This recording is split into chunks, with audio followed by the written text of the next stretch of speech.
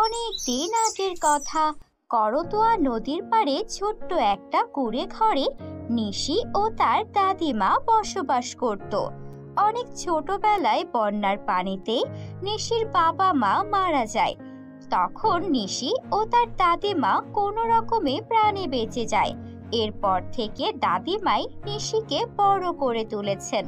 কিন্তু দাদিমার অনেক বয়স হয়ে যাওয়ায় সে আর আগের মতো কোনো কাজই করতে পারেন না।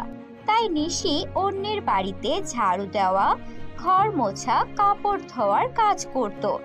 আর তা করে যে টাকা পেত তা দিয়েই ওদের জীবন চলতো। কিন্তু দাদির বয়স হয়ে যাওয়ায় দাদি প্রায়ই অসুস্থ থাকতেন।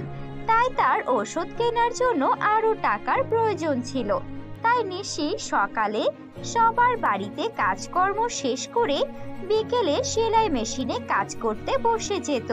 এভাবেই বাড়তি টাকা আয় করে ওর দাদির চিকিৎসা করাতো। নিশি গ্রামের চৌধুরী সাহেবের বাড়িতেও কাজ করত, আর সেখান থেকে বেশ ভালো টাকায় আয় হতো।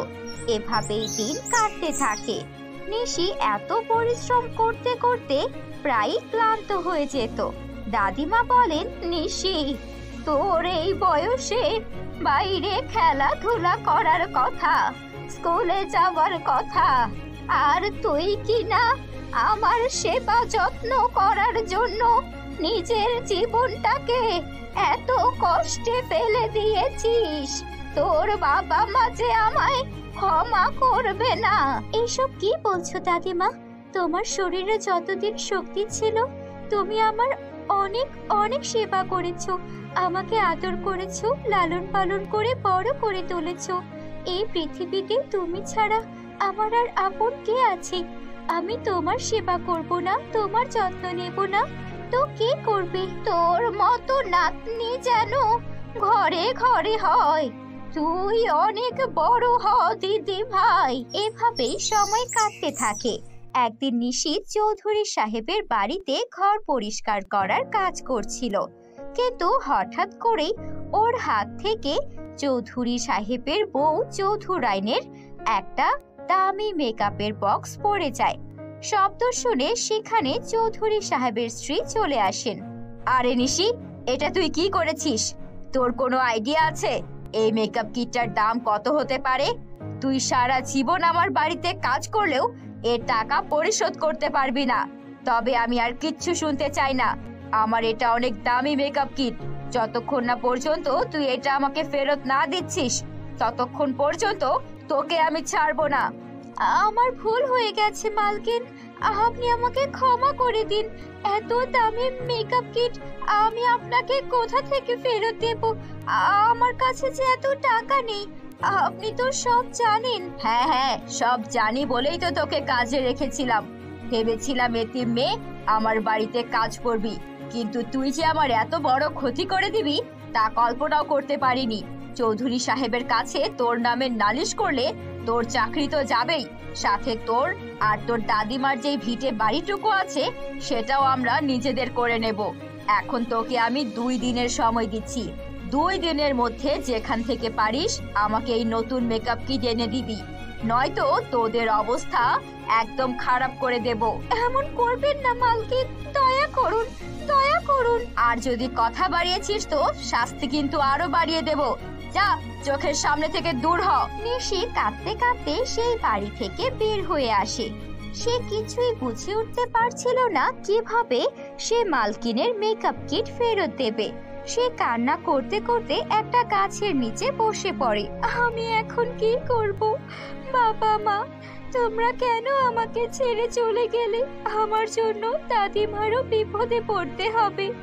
আমি যদি মেকআপ কিট না এনে দিতে পারি তবে যে ওরা আমাদের বাড়ি ঘর থেকেও আমাদের বের করে দেবে। আমি অসুস্থ দাদিমাকে নিয়ে কোথায় যাব?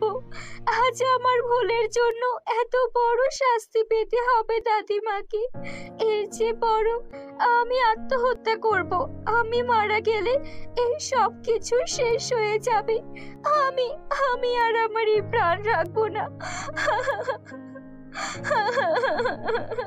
এই বলে নিশি কাঁদতে কাঁদতে একটা উঁচু পাহাড়ের উপর উঠে যায় আর সেখান থেকে নিচে ঝাঁপিয়ে পড়ে। সে পাহাড় থেকে নিচে ঝাঁপ দিল। সেখানে অনেক অনেক গাছপালা থাকায় সে গাছের লতা পাতায় জড়িয়ে যায় আর সেখানে আটকে পড়ে। তারপর সেখান থেকে নিচে নামতেই দেখে সে একটা ঘন গাছপালার মধ্যে এসে পড়েছে। আরে, আমি এখানে কেন পড়লাম? আমি কি শান্তিতে মরতেও পারবো না? তখনই সে একটা আওয়াজ শুনতে পায়। নিশি, তুমি যেই কাজটা করতে যাচ্ছিলে সেটা মোটেও ভালো কাজ নয়। তুমি কি জানো না আত্মহত্যা করা মহাপাপ? কে কে কথা বলছে? এই তো আমি, বৃক্ষ দেবতা।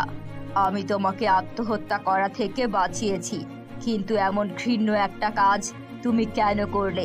এরপর নিশি কাঁদতে কাঁদতে সব ঘটনা বৃক্ষ দেবতাকে খুলে বলে।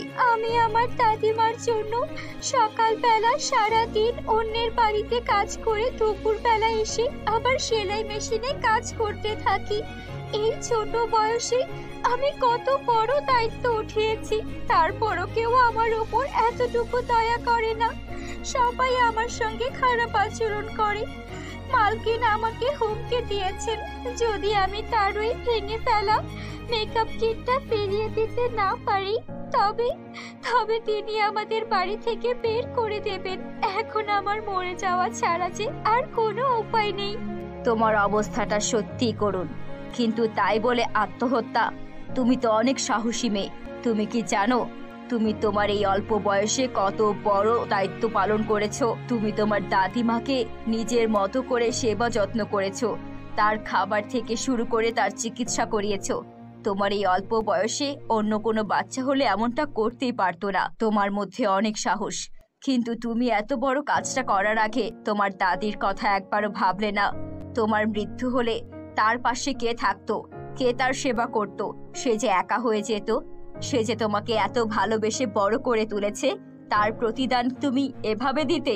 তোমার মৃত্যুতে তার কত বড় ক্ষতি হতো সেটা কি একবারও ভাবনি? আমি বুঝতে পারছি আমি অনেক বড় ভুল করতে যাচ্ছিলাম।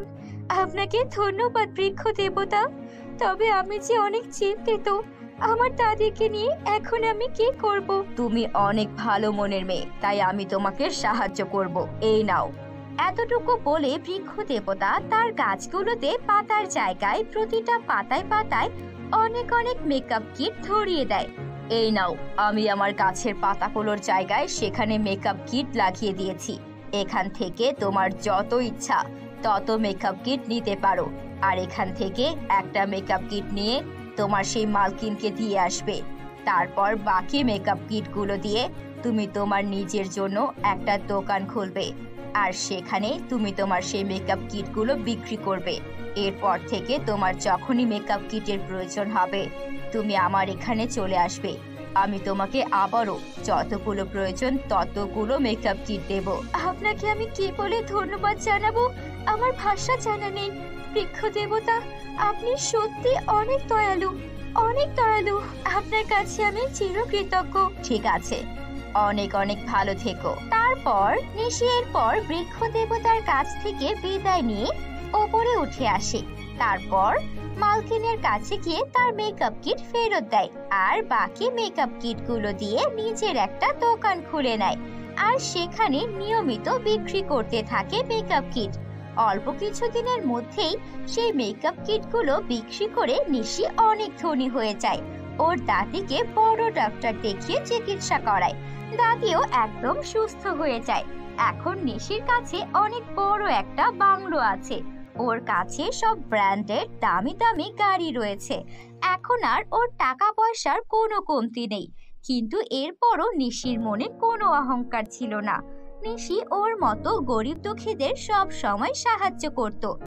এভাবেই নিশি গরিব মানুষদের পাশে থেকে তাদের উপকার করত, আর সময় হলেই সেই বৃক্ষ দেবতার কাছ থেকে দেখা করে আসতো। তো বন্ধুরা, এই ছিল আজকের গল্প।